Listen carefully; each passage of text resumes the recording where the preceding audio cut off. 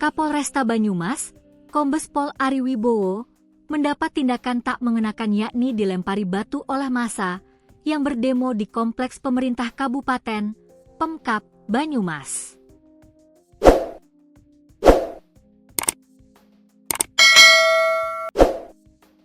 Momen rombongan Kapolresta dilempari batu tersebut terjadi seusai Kombes Pol Ari Wibowo menyampaikan pernyataan di hadapan ribuan pengunjuk rasa yang berasal dari Aliansi Mahasiswa dan Masyarakat Sipil Banyumas. Situasi tersebut membuat kompleks pemerintah Kabupaten Pemkab Banyumas memanas Sabtu, 30 Agustus 2025, sore. Lemparan batu massa aksi tersebut dibalas aparat dengan melontarkan gas air mata. Gas air mata, atau disebut juga tear gas atau agen lakrimator, adalah zat kimia yang dapat menyebabkan iritasi parah pada mata, saluran pernapasan, dan kulit. Zat ini bekerja dengan mengaktifkan reseptor nyeri pada saraf, yang memicu reaksi fisik seperti keluarnya air mata, batuk, kesulitan bernapas, dan sensasi terbakar. Dikutip Tribun Lampung, Co.id dari Tribun Banyumas. Aksi demonstrasi tersebut sontak ricuh setelah gas air mata ditembakkan oleh aparat kepolisian sekitar pukul 16.50 waktu Indonesia Barat. Tembakan gas air mata tersebut sempat membubarkan massa aksi. Ketegangan meningkat dengan cepat, hingga akhirnya petugas mengeluarkan tembakan gas air mata ke arah kerumunan. Asap pekat menyebar ke penjuru kompleks kantor bupati dan memaksa massa kocar-kacir menyelamatkan diri. Mereka berhamburan ke berbagai penjuru, termasuk ke area alun-alun Purwokerto dan jalanan sekitar, sembari menutupi wajah menggunakan masker maupun mengoleskan pasta gigi untuk mengurangi dampak perih dari gas tersebut.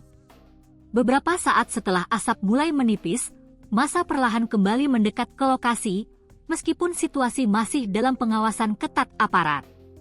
Bahkan massa sempat berupaya membakar eks-gedung Dewan DPRD Banyumas. Kerusakan tampak jelas di sekitar area. Selain pot bunga dan kaca bagian depan gedung Pemkab yang pecah, sejumlah kendaraan milik kepolisian, terutama sepeda motor, juga terlihat dirusak. Meski terjadi kericuhan, hingga berita ini diturunkan belum ada laporan mengenai korban dalam aksi tersebut. Massa datang dari berbagai arah, langsung melempari pendopo. Tidak ada orasi, aksi sudah rusuh dari awal demo. Seperti sudah terbakar emosi sejak awal, ujar Dian Putri kepada tribunbanyumas.com. Aksi demonstrasi ini sendiri membawa 5 tuntutan utama dari massa, yang mereka anggap sebagai bentuk akumulasi kekecewaan terhadap berbagai tindakan represif dan ketimpangan kebijakan negara. Berikut isi lengkap tuntutan tersebut. 1. Menolak berbagai bentuk represivitas yang dilakukan aparat penegak hukum. 2. Menuntut pencopotan Kepala Kepolisian Republik Indonesia sebagai bentuk pertanggungjawaban terhadap publik.